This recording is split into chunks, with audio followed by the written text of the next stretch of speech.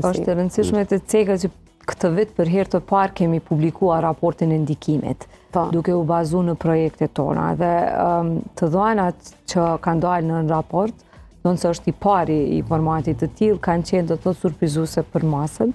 Ajo është i qasshëm do të thotë në webfaqen e fondit edhe po synojmë që të vazhdojmë të bëjmë raport të tillë të ndikimit, sepse ajo çfarë kemi vërejtur është që njerëzit e kuptojnë rëndësinë e një investimi kur ajo përkthehet në numra. Në kilowate e kursyer, në euro të kursyer, ai kështu të vre. Çfarë mos i thrak se e mojnë mend mas komoditetin që e kanë. Edhe mandej sigurisht në komoditetin, se mund të themi nga ato 85 projekte të para, shumica janë shkolla. Dhe ne jemi shumë të lumtur që sa herë do të fillojmë me hyrë në stinën e dimrit, e dim që janë diku rreth 6 shkolla që i kanë kushtet superiore pali masave të eficiencës.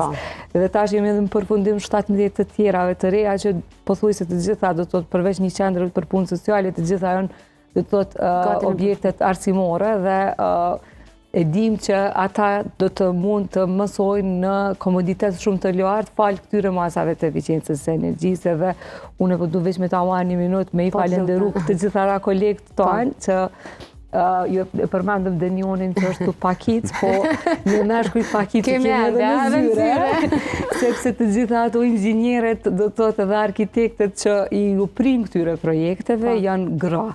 Janë vajza dhe gra, do të thotë sepse diku rreth 65% e fondit janë të punësuara, do të thotë gjinia femërore.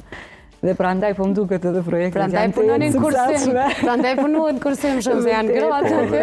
Po edhe projekti faktikisht, edhe projekti ka dhënë shumë rëndësi grave, ku prej 70 shtëpive 44 janë gra, do të thonë gra pronare të shtëpive, po.